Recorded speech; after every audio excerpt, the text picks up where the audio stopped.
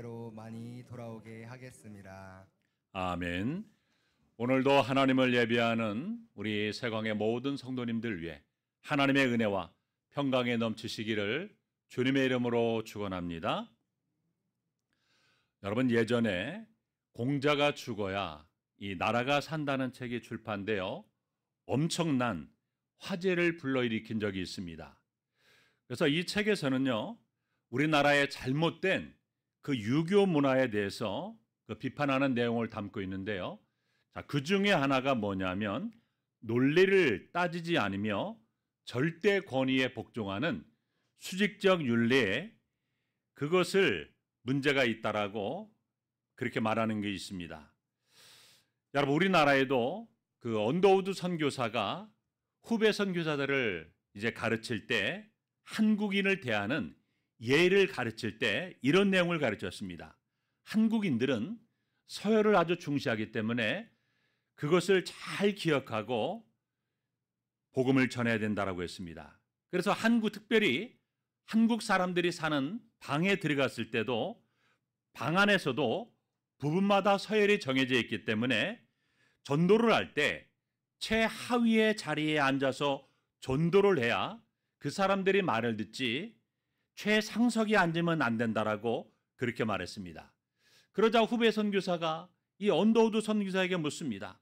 그럼 한국 사람들의 방에는 1등석, 2등석, 3등석 그런 편말이 붙어 있습니까?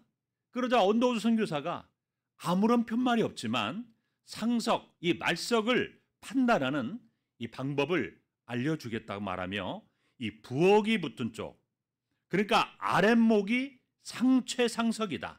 그래서 방에 들어가서 제일 먼저 벽을 이렇게 둘러보면 모자가 걸려있는 벽면이 있는데 그 벽면에 가장 복판 직하가 상석이고 그 상석의 반대편이 말석이다라고 가르쳤습니다.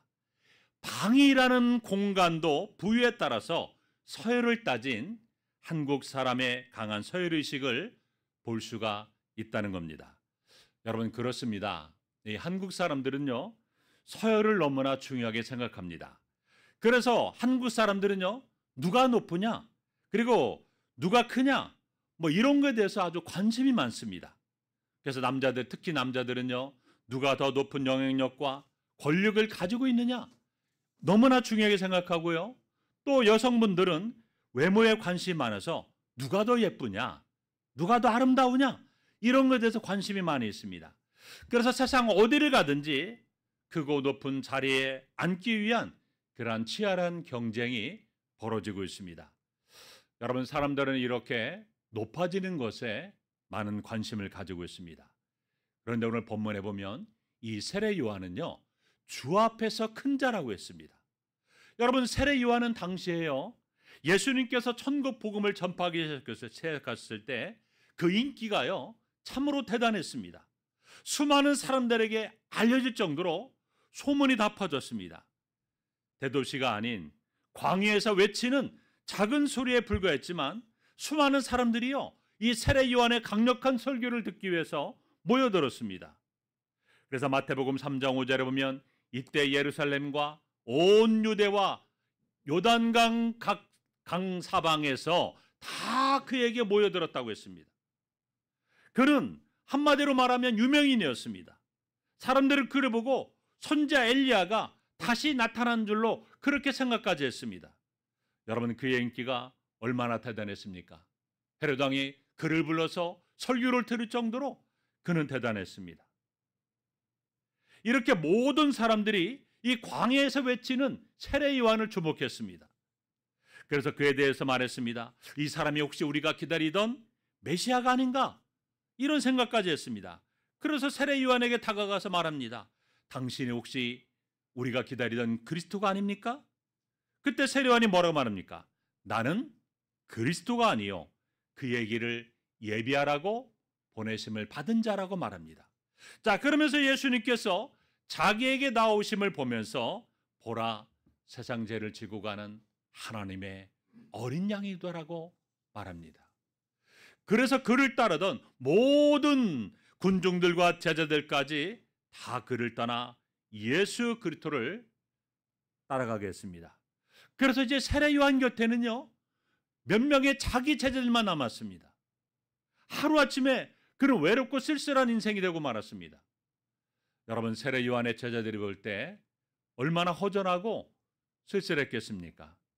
자신들이 존경하던 그 스승의 인기가 완전히 바닥에 떨어져서 이제 사람들도 다 떠나갔습니다. 얼마나 섭섭하고 허전했을까요? 그래서 그들은 요한복음 3장 26절에서 세례 요한에게 이렇게 말합니다.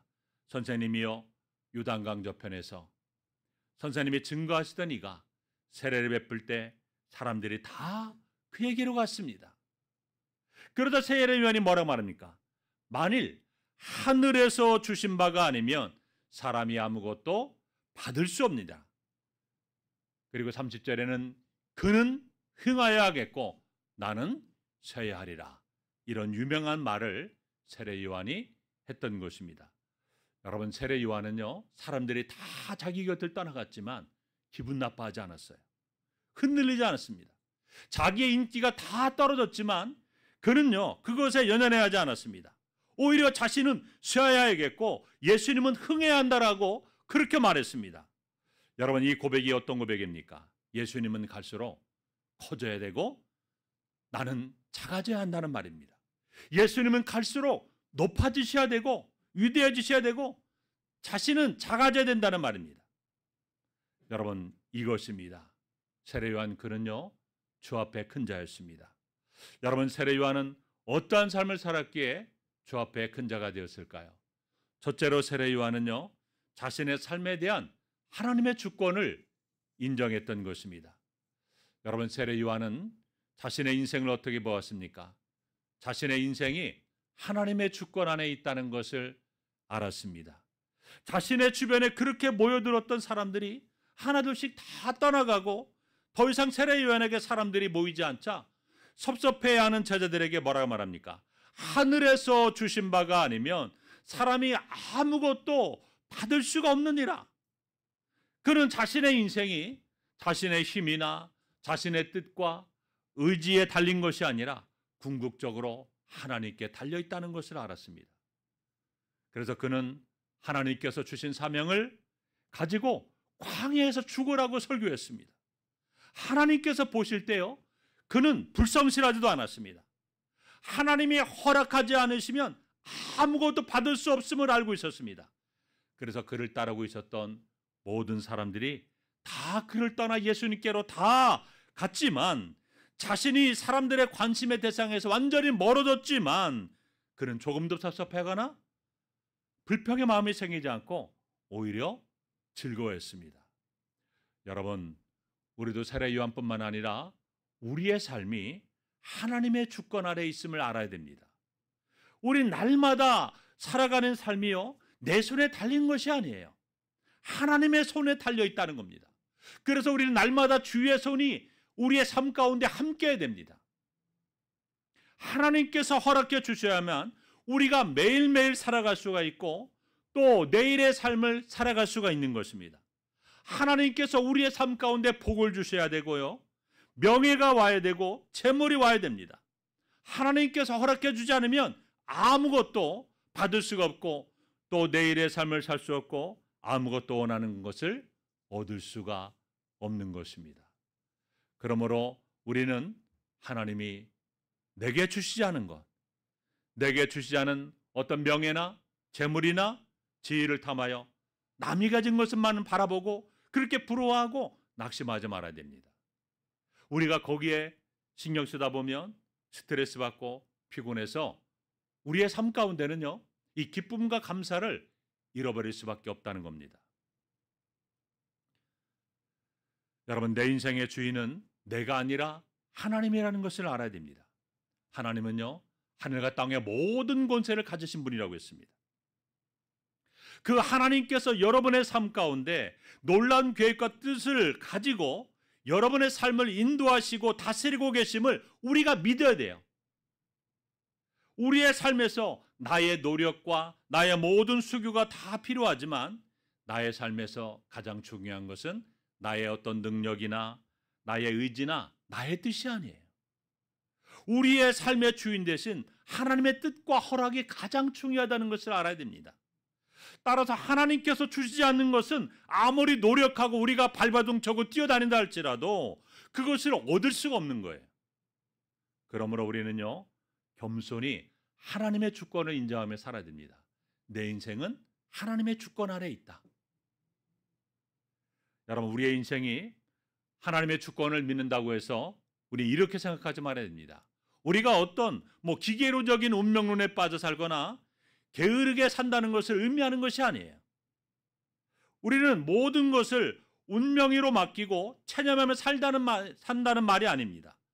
우리가 내 인생에 대한 하나님의 주권을 인정한다는 이 말은요, 우리가 최선을 다해서 열심히 하루하루 성실하게 살아야 됩니다.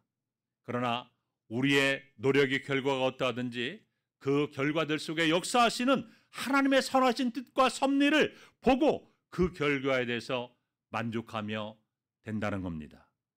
그 결과가 어떠하든지 우리는 그것을 받아들이고 감사를 잃지 않으며 살아가야 됩니다.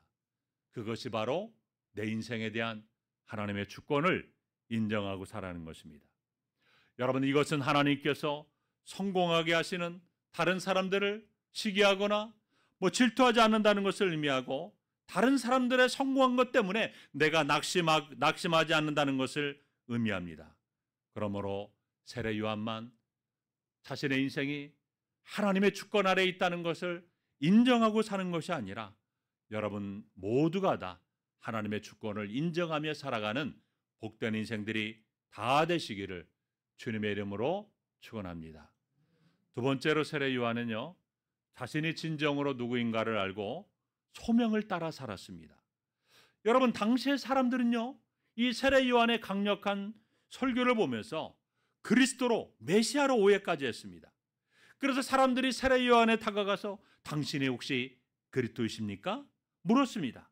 그러자 세례 요한은 나는 그리스도가 아니요 그의 앞에 보내심을 받은 자요 광야에서 그분의 길을 예비하라고 보냄을 받은 자라고 분명하게 말합니다. 그는 자신이 진정으로 누구인가를 알았어요. 자신이 누구의 부르심을 받았으며 무엇을 위해서 보내심을 받았는가, 자신의 은사와 재능과 그리고 소유와 명예와 지위가 무엇을 위해 주어진 것을 알고 자신이 누구를 위해서 살아야 하는가를 분명하게 알고 있었던 사람이 바로 세례 요한이었습니다. 여러분, 그런데 오늘날 사람들의 문제가 무엇입니까? 자기의 위치를 모르고요, 역할을 모른 채 살아가는 사람들이 너무나 많이 있습니다. 또 자신의 소명을 모른 채 살아가는 그리스도인들도 있습니다.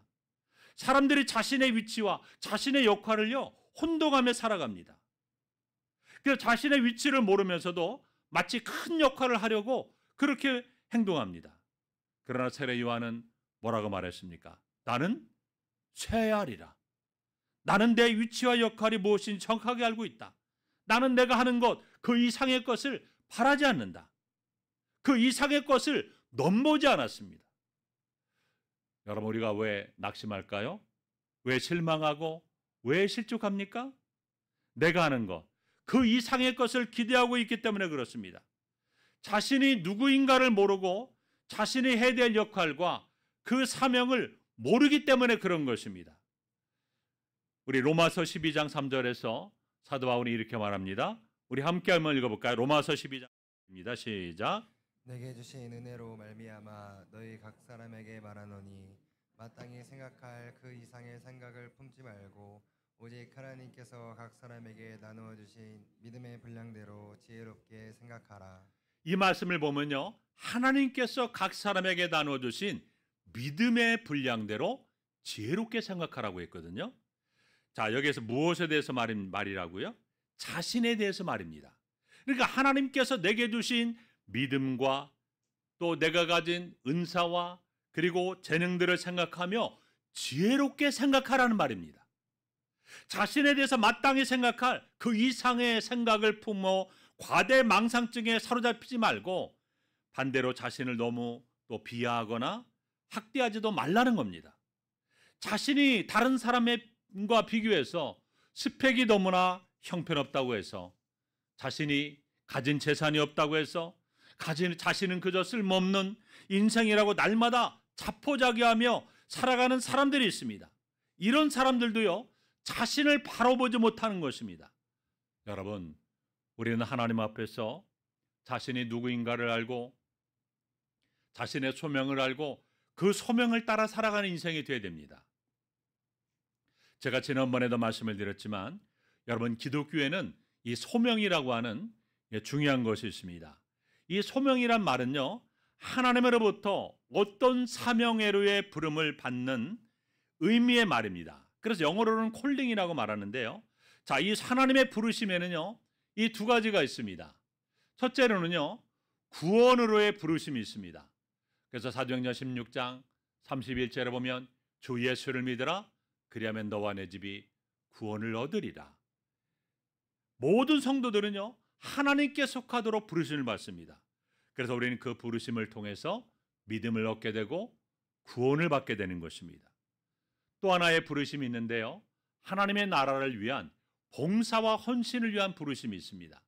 그래서 나를 향한 그 하나님의 부르심이 있는데요, 하나님께서는 목회자로 또 선교사로 부르기도 하시고 여러 또 장로와 또 안수집사와 권사와 집사로 부르기도 하고 직업 속에서 주님을 위해서 살도록 부르시기도 한다는 겁니다. 그래서 이 땅에 살아가는 모든 그리스도인은요, 다 하나님의 소명을 받은 믿음의 사람들이에요. 어떤 특정한 목회자나 선교사만 소명을 받은 것이 아니라 예수 그리스도를 믿는 모든 인생들이 다 하나님의 소명을 받은 믿음의 사람이라는 겁니다. 그래서 나를 향하신 그 하나님의 소명을 깨닫는 이 두 번째 부르심이 있다는 것을 알아야 됩니다. 우리가 그것을 깨달을 때 여러분, 우리의 삶이요, 그냥 내 마음대로 내 생각대로 내 방법대로 살아가는 것이 아니라 하나님께서 나에게 맡겨주신 그 소명을 이루어드리는 삶을 살게 되는 것입니다. 그러므로 저와 여러분 모두는요, 하나님의 부르심을 받은 믿음의 사람이신 것입니다. 그렇다면 부름받은 사람은 어떤 사람입니까? 바로 소명을 따라 살아가는 사람입니다. 어떤 세상의 인기나 충동에 따라 살아가는 것이 아닙니다. 하나님 앞에서 자신의 소명이 무엇인가를 발견한 사람이고 그 소명을 바라보며 묵묵히 살아가는 그런 사람인 것입니다. 사람들이 무엇이라고 하든지 자신의 소명을 기억하고 언제나 그 믿음의 길을 이탈하지 않습니다. 여러분, 하나님의 부름을 받은 사람은요, 외적인 것을 추구하지 않고요, 내적인 것을 추구합니다. 성공보다는 성품에, 성취보다는 섬김에 더 관심을 두는 사람입니다. 그러므로 여러분, 우리도 세례 요한처럼 하나님의 소명을 따라 살아가는 그러한 인생이 되어야 됩니다. 마지막 세 번째로, 세례 요한은 예수 그리스도의 중심의 삶을 살았습니다. 여러분, 우리도 세례 요한처럼 그리스도 중심의 삶을 살아야 됩니다. 세례 요한의 마지막 말이 무엇입니까? 예수님은 흥하여 하겠고 나는 쇠하리라. 여러분, 이 고백은요, 그냥 아무런 생각 없이 그렇게 나온 쉬운 고백이 아니에요. 세례 요한은요, 철저하게 자기 중심의 삶이 아닌 그리스도 중심의 삶을 살았기 때문에 이런 고백을 한 것입니다. 우리 요한복음 3장 29절 함께 읽어볼까요? 시작. 신부를 취하는 자는 신랑이나 서서 신랑의 음성을 듣는 친구가 크게 기뻐하니 나는 이러한 기쁨으로 충만하였노라. 세례 요한은요, 세상이 알 수 없는 기쁨이 있었습니다. 자신을 사랑하고 존경했던 사람들, 자신이 양육했던 그의 제자들이 다 자신에게서 떠나가고 예수님께로 갔습니다. 그런데도 불구하고 세례 요한은요, 조금도 섭섭해하거나 싫지 않았습니다. 그리스도가 그 삶의 중심이었고 목적이었기 때문에 그렇습니다. 그래서 요한은요, 자신의 영광을 얻고 자신의 존귀를 얻는 것보다는 예수님이 영광을 얻고 예수님이 존귀케 되는 것을 진심으로 바라고 그것을 기뻐했던 것입니다. 그래서 그는 예수 그리스도 뒤에서 자신의 역할을 훌륭하게 감당했던 것입니다. 여러분, 우리는 그리스도의 영광과 능력 앞에서 우리의 모든 것들을요, 다 내려놓아야 됩니다. 우리의 명예도, 야망도, 꿈도, 소유도, 자존심도 다 내려놓아야 됩니다. 여러분들이 알고 있는 인도에서 선교했던 윌리엄 캐리는요, 죽어가면서 친구에게 이런 말을 했습니다. 내가 죽거든 윌리엄 캐리에 대해서는 말하지 마십시오. 윌리엄 캐리의 구세주에 대해서 말하십시오. 나는 그리스도만이 진정으로 높아지기를 원합니다. 여러분, 존 칼빈은 자신의 무덤에 비석도 세우지 못하게 했습니다. 그들은 오직 주의 영광을 바라보며 살다가 죽었습니다. 예수 그리스도만을 위해서 살았던 것입니다. 여러분, 예수님 중심으로 사는 것이 어떻게 사는 것일까요? 나 때문에 즐거워하는 것이 아니라요, 예수님 때문에 즐거워하는 겁니다. 우리의 기쁨을 나에게서, 나의 가진 어떤 소유를 통해서 찾는 것이 아니라 예수님에게서 찾는 것입니다. 나는 비록 가난하게 되었지만 예수님의 이름이 높아지는 것을 보면 기뻐합니다. 나는 비록 병들게 되었지만 그 질병 때문에 내가 낮아지고 주님이 내 안에서 영광을 얻으시면 오히려 기뻐합니다. 나는 질밥했지만 주님의 뜻이 이루어지면 나는 그것을 또한 기뻐하게 되는 것입니다. 여러분, 우리가 그리스도의 중심의 삶을 살기 위해서 극복해야 될 중요한 것이 있습니다. 그것이 무엇일까요? 우리 안에 있는 이 시기 질투를 극복해야 됩니다. 여러분, 세례 요한의 입장에서 본다면요, 수많은 사람들이 모여서 그에게 설교를 듣고 세례를 받았습니다. 그런데 자신에게 왔던 그 수많은 사람들이 다 떠나가고 예수님께로 갔는데 모든 사람의 관심과 칭찬이 이제 예수님께로 다 향해 갔는데 그는 그것을 보면서 기분 나빠하지도 않고 오히려 기뻐하고 즐거워했던 것입니다. 남의 잘 되는 것 때문에 배 아파하거나 잠 못 이루지 않았습니다. 오히려 남이 잘 되는 것 때문에 기뻐하고 남이 안 될 때 함께 울어줄 수 있는 그런 사람이 바로 세례 요한이었습니다. 여러분, 그것이 바로 예수님 중심으로 사는 삶의 모습인 것입니다. 여러분, 세례 요한뿐만 아니라 우리도 이런 삶을 살아야 됩니다. 세례 요한은요, 예수님은 흥하여야겠고 나는 쇠하리라 말했습니다. 우리 안에서 진정으로 흥해할 분이 누구입니까? 또 쇠할 사람이 있습니다. 흥해할 분은 누구입니까? 예수님인 것입니다. 내 안에 오신 하나님의 아들이십니다. 주님은 우리 안에 점점 더 흥해야 됩니다.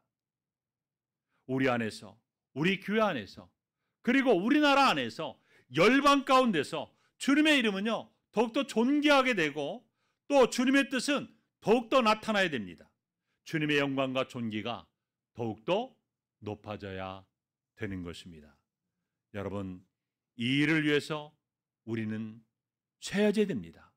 세례 요한도 쇠해야 되고요, 또 이 자리에 있는 우리 모두가 다 쇠해야 될 사람인 것입니다. 바로 나 자신인 것입니다. 나의 자아에 속한 것들은요, 점점 더 약해지고 쇠해져야 됩니다. 그래서 하나님의 뜻에 반대되는 어떤 나의 생각이나 나의 뜻이나 나의 고집, 혈기와 교만, 이 모든 것들은요, 점점 작아지고 점점 쇠해져야 됩니다. 이런 것들은요, 예수 그리스도를 위해서 더욱더 작아져야 되는 것입니다. 내가 쇠해질수록, 내가 약해질수록 내 안에서 주님은 더욱 강한 자로 나타날 것이고 주님은 영광을 받으실 것입니다. 그래서 사도 바울은 뭐라고 고백했습니까? 나는 날마다 충만하고 고백했습니다. 여러분, 우리도 주님을 위해서 날마다 다 자신을 쳐서 복종시켜야 됩니다. 그래서 내 안에 주님이 사시고 나를 통해서 주님이 나타나시도록 해야 되는 것입니다. 여러분, 성숙한 신앙의 사람은 어떤 사람일까요? 예수 그리스도 안에서 한없이 자신이 약해지고 작아지는 사람이라고 말할 수가 있습니다. 자기의 생각과 그리고 자기의 정욕과 자기의 의지가 점점 약해지고 사라지고 자신의 삶을 통해서 주님의 생각과 주님의 뜻이 점점 나타나고 주님의 영광이 더 크게 나타나는 것입니다. 바로 이것이 바로 가장 큰 자요 성숙한 자라고 말할 수가 있는 것입니다. 여러분에게 질문하겠습니다. 여러분은 깨어졌습니까? 여러분은 처음 믿을 때보다 더 작아졌습니까? 내가 처음 믿을 때보다 여러분의 주장과 고집은 작아지고 내 안에 계신 주님은 더 크게 여러분의 삶 가운데 나타나고 있습니까? 여러분, 우리는 주님을 위해서 약해지고 더 작아져야 됩니다. 사랑하는 성도 여러분, 여러분도 세례 요한처럼 주님께서 인정하는 큰 자가 되기를 원하십니까? 그렇다면 여러분의 생에 대한 하나님의 주권을 인정하고 살아가시기 바랍니다. 주님 안에서 또 여러분의 소명이 있음을 발견하고 그 소명을 따라 살아가는 삶이 되시기 바랍니다. 그러기 위해서 가장 중요한 것은요, 예수님이 온전히 여러분의 삶을 통해서 나타나야 된다는 것입니다. 그것이 바로 우리가 해야 될 가장 중요한 일이라는 사실을 기억하시기 바랍니다. 그러므로 여러분이 하나님께로부터 받은 사명을 있음을 기억하고 또 그 사명 온전히 감당하며 또 주님이 높아지는 것을 바라보며 또 주님 그것을 보고 행복해하고 또 예수님께서 영광을 받으시고 존귀케 되는 또 여러분의 인생은 아름다운 인생이 되고 또 귀하게 쓰임받는 사랑받는 그러한 믿음의 사람이 되시기 바랍니다. 그리고 세례 요한처럼 여러분도 주님 앞에 큰 자가 되는 이런 은혜를 있기를 바랍니다.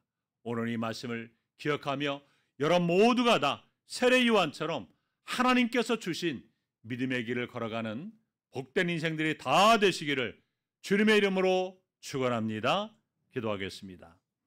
하나님 아버지 감사합니다. 세례 요한은 주 앞에 큰 자였다라고 말씀하셨습니다.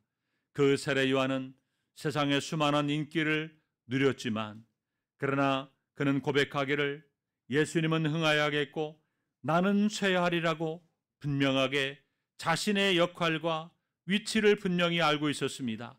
우리도 세례 요한처럼 주 앞에 큰 자가 되기 위해서 날마다 내 인생에 대한 하나님의 주권을 인정하며 하나님께서 나에게 주신 그 소명을 따라 살아가는 인생이 되게 도와주옵소서. 언제나 세상 중심이 아니라 나 중심이 아니라 예수 그리스도의 중심의 삶을 삶으로 주님의 영광만이 나의 삶을 통해서 온전히 나타나게 도와 주시옵소서. 예수님의 이름으로 기도하옵나이다. 아멘.